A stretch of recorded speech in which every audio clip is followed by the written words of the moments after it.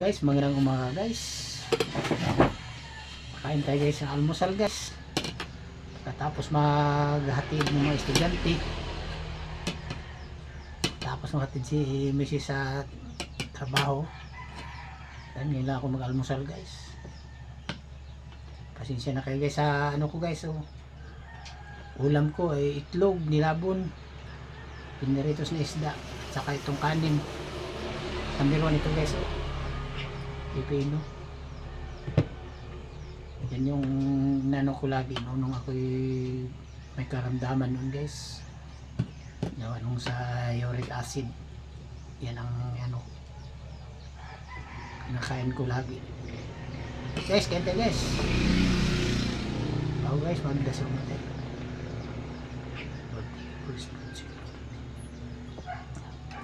Guys, ayun.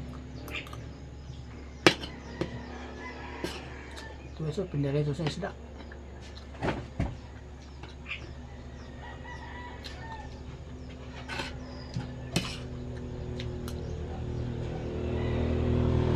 Ito guys, na nilabon.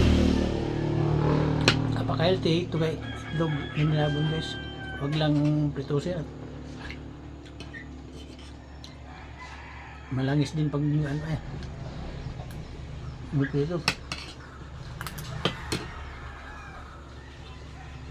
So ito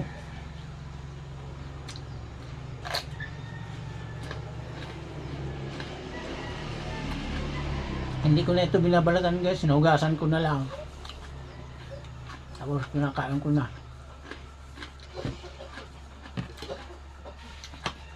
Anong diet ko guys, pasensya ka na kayo guys sa mga luto ko laging gulay, isda.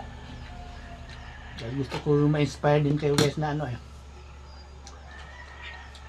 na kumain ng gulay, kumain ng masustansya para lumakas ang katawan guys. Ito guys, napakasimple lang guys. Nilabon lang na itlog, niritos na isda. Napaka healthy nito guys. Lalo na ito guys.